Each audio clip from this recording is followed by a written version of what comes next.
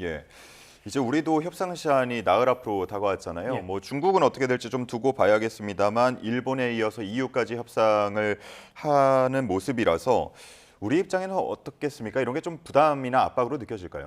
예, 당연히 지금 EU와의 협상도 타결이 됐고요. 그다음에 EU에서 관세 같은 경우도 자동차 산업에서도 15% 적용되는 거로 인하가 됐기 때문에 오늘 이 순간부터 우리나라의 대미 협상력은 더 낮아졌다라고 보시면 되겠습니다. 왜냐하면 유럽 연합에 포함된 독일 같은 경우는요, 미국의 수출 시장에서 우리와 수출 제품이 많이 겹치는 소위 말하는 수출 경합도가 일본 다음으로 높은 나라입니다. 네. 그런데 독일도 일본과 동일하게 자동차에서 15% 관세, 그다음에 그 외에 품목 관세가 부과되지 않은 상품들에 대해서 15%로 상호 관세를 낮췄거든요. 그러면 이제 우리나라는 일본하고 독일 양쪽으로부터 미국 수출 시장에서 시장을 뺏길 가능성이 커졌기 때문에 우리가 더 절박해졌다 이렇게 보시면 되겠습니다.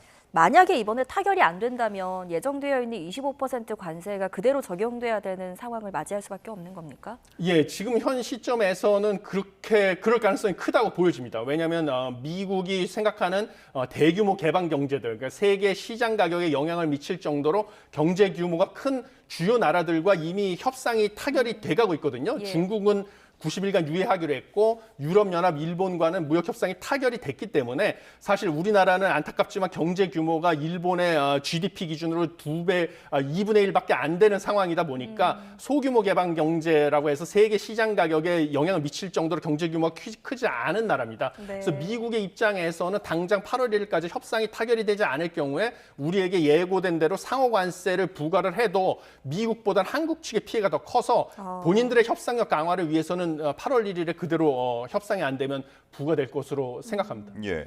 지금 뭐 예상되는 그 피해라고 하는 부분에 대해서 화면에도 잠깐 나왔는데 협상에 실패할 경우에는 결국은 좀 회복하기 힘든 손실을 입을 거다라는 분석도 나왔죠.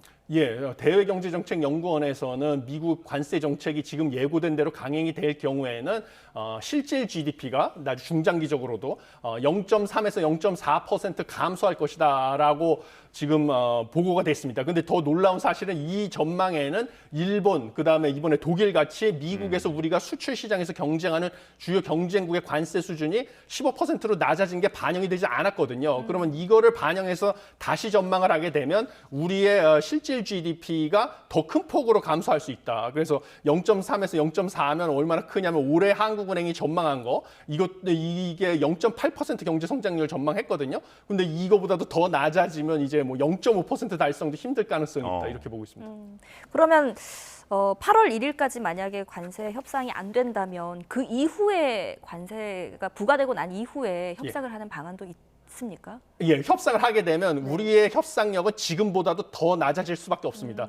왜냐하면 이게 미국의 입장에서는 관세를 부과해서 양국이 받는 피해를 비교해 봤을 때 한국의 피해가 절대적으로 크거든요. 왜냐하면 한국은 내수 시장 규모가 작기 때문에 미국으로 수출길이 막혔을 때 그거를 내수 시장에서 소화할 수도 없고 그다음에 대체 수출 시장을 찾는 것도 빠른 시기에 이루어지지 않습니다. 그래서 한국의 타격이 크기 때문에 8월 1일 이후에 추가적으로 협상을 하게 되면 우리나라의 협상력은 극도로 낮아지면서 더 나쁜 조건을 받아들일 수밖에 없는 상황으로 내몰릴 가능성이 크다고 보고 있습니다. 네.